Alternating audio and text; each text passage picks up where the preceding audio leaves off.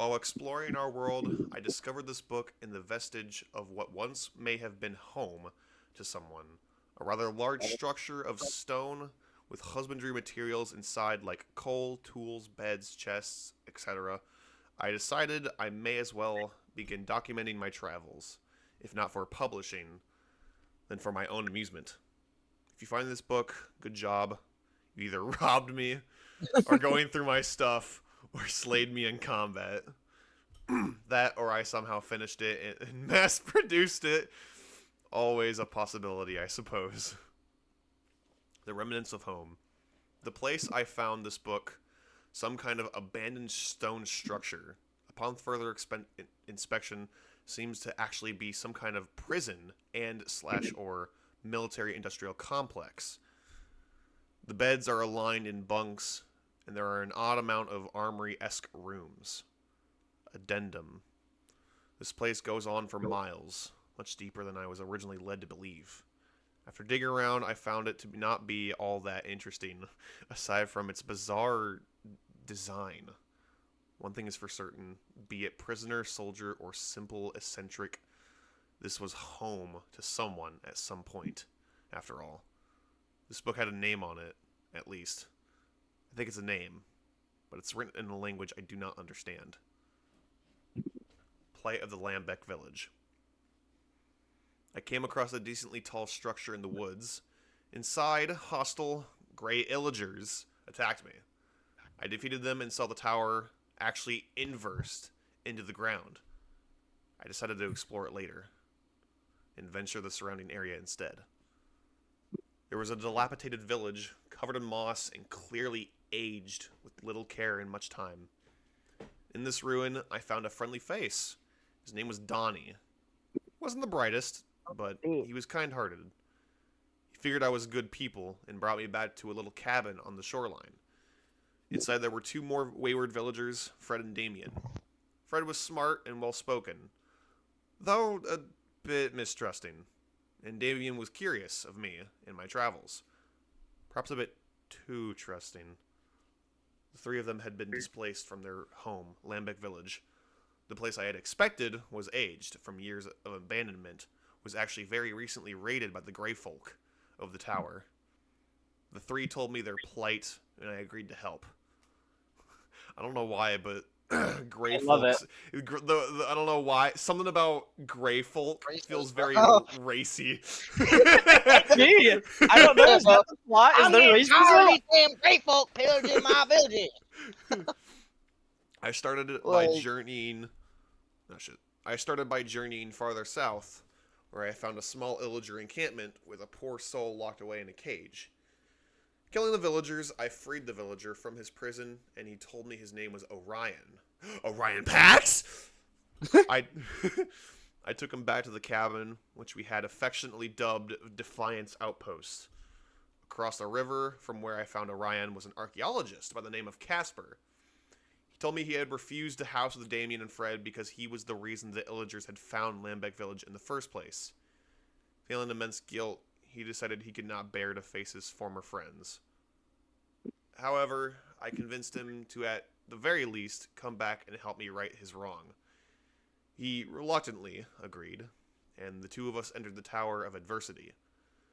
We slayed the Grey Folk, damn dirty Grey Folk, and claimed their spoils for ourselves. Casper was good company. A dry comedy, satirical, nihilistic sod, but smarter than hell. He wished he had never been born because all he ever seemed to do was stumble and fail his way through life. I convinced him that surviving all this, he must be capable of great things. He came back with me to Defiance and reunited with people he had accidentally wronged. Beautifully, Damien, Fred, Orion, and Donnie all welcomed him with open and grateful arms. However, their reunion was short-lived. Casper proclaimed he had to go out into the world to find a true meaning behind it all. They supported his decision and had a bittersweet farewell once more. We don't know where Casper went to find this meaning. We have high hopes that his newfound confidence and expertise in uncovering the truth hidden away by dirt and grime would lead him in the right direction. Damn. What is addendum? It's like an addition to an already finished text. Ah, okay. Okay. Before his departure from Defiance, me and Casper spoke of his travels and discoveries. He had been exploring the ruins of ancient civilizations for a handful of years before he came across the pillager outpost. I asked him about the prison structure I had found earlier. He knew of it, but he also had little understanding of how it came to be, or how old it was. But he did inform me it was built before he was born, and he doesn't remember his parents talking about its construction, meaning it must have dated back at least 2 generations. God damn, there's so much story in this. I had fun. I can tell. The way forward. In the tower, me and Casper found multiple maps detailing pillager outposts in the surrounding area. I have decided that the best course of action would be to investigate these outposts. Something tells me these barbaric raiders may know something of the structure, considering they're operating so heavily in the area and seem to use ancient forms of magic, weaponry, and even architecture. On the way there, I found a temple littered with more paraphernalia relating to ancient civilizations before mortal beings were able to wield magic. It appears they used stone traps to conjure it, perhaps imbued with physical magic, i.e., unusual and hollow dust used by certain gray folk, warp dust used by waystones, ender pearls, breeze rods, etc.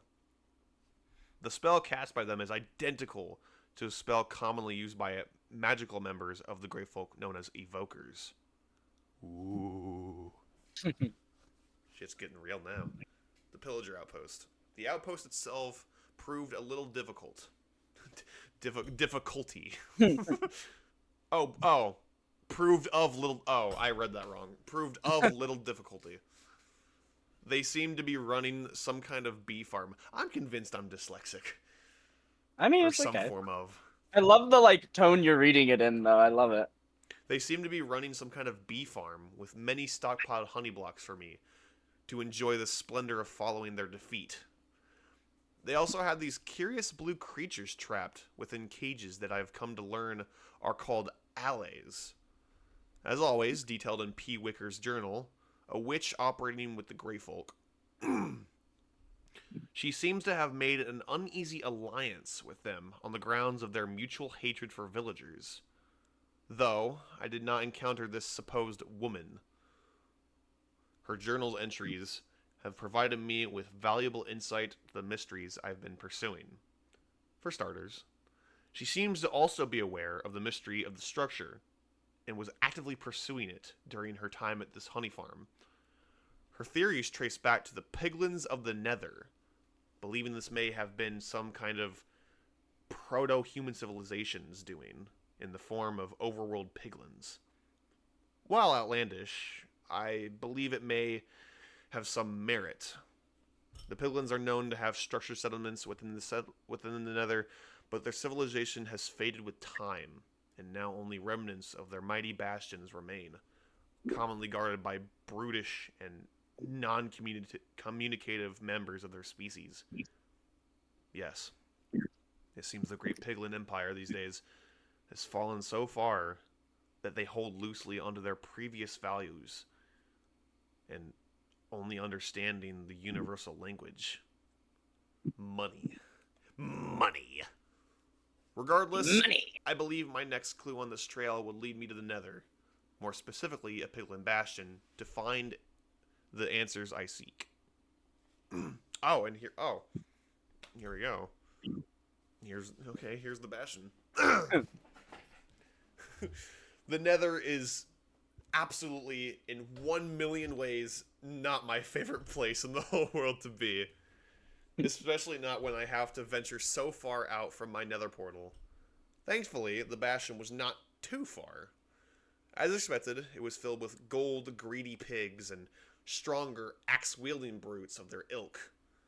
Within this particular Bastion, I found what I believe me and P. Wicker went looking for. and a nice helping of netherite and other miscellaneous loot to boot. That is, I found hints to a civilization even older than the piglins, and it seems to exist somewhere in the sky, based on the descriptions I found. As it turns out, No, I misspelled it. Wait, what? No, I'm reading along with you. I misspelled P Wicker as P Witcher. As it turns out, P. Wicker was actually learning to translate Piglish before she ventured into the Nether herself.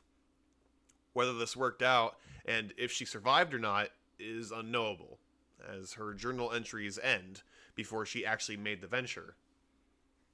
As much as I hate to say it, I actually hope she's still alive somewhere. If she's as level-headed as these journal entries indicate, she may be worth discussing my findings with, enemies or not. This is entertaining. I'm glad. The stars guide us. It seemed that my search had come to a halt after the discovery in the Bastion. I learned of a new ancient civilization, but I had no leads onto where I could find out more about them. I had no leads onto where I could find out more about them save for venturing out even further. Is there supposed to be punctuation here or something? No. It's like I had no leads onto where I could find out more about them, save for, well, maybe a comma between them and save, Okay, but yeah. save for venturing out even further for another remember. Okay. Okay.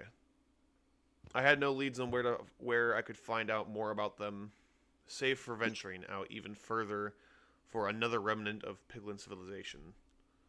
As curious as I was about this mystery, I wasn't going to go gallivanting around the Nether in the hopes of P. Wicker's translation guide and lucky finds and bastions would bring the information I need to my lap.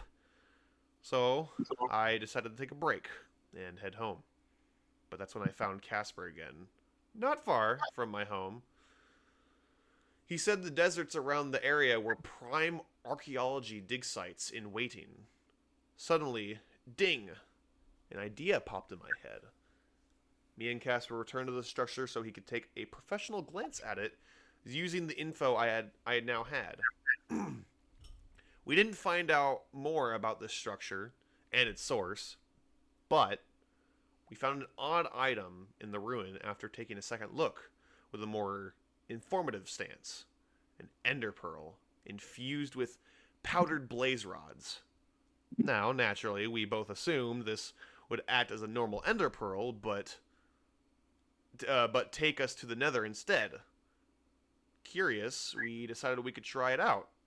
So we went back to my home and made another one. But when we used our pearls, we were not teleported. Instead, they lifted up into the sky, the stars shining up against them as if to direct us towards the heavens. They traveled out forward, and we ran up to catch them. Casper's unfortunately broke, but even this mishap provided us with information. Whatever was done to combine these two items of peculiar origin, was an unstable fusion, as if the two weren't meant to be mixed at all. I used the pearl again, and once more it floated up and flew outward.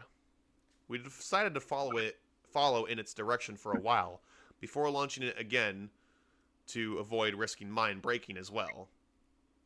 Eventually, we came upon a stone structure jutting out of the ground, and we thought we had found a shining answer amidst the darkness. But where there's an answer, there's 10 more questions to be asked. To our shock, the structure we found was nearly identical to the one that sparked this search, although much older and yet somehow better preserved. Within the structure, we found libraries filled with books in languages we couldn't read. Multiple, and none of them Piglish or English. Many questions and theories are currently brewing. Did this mean these structures were built by multiple civilizations? What purpose did the architecture serve? Why were they underground? Was it essential to their function? Their function. We found it. A room tucked away behind crumbling stone bricks, moss, and web. We've never seen anything like it. 12 blocks arranged in a circular fashion, each outfitted with a slot on top. And inside one of those slots was an orb identical to the pearl we used to find the structure. I believe it must be some kind of portal, much like the portals created to access the nether, and these modified pearls are akin to flint and steel. I put mine inside another slot, and a spark shot between the two. Casper proposed an interesting thought. What if the one we found near Defiance was a replica, trying to recreate this one? Yet, so many questions remain unanswered. Me and Casper are going to gather more allies and modified pearls, and if this really is a portal, we're going to see just what's waiting on the other side. After all, how much worse could it be than the deep, dark reaches of a cave or the burning hell of the nether? That was really good. Are you currently working on the second book? No, unfortunately, but I mean, after everything that's happened, I think I could write the second book now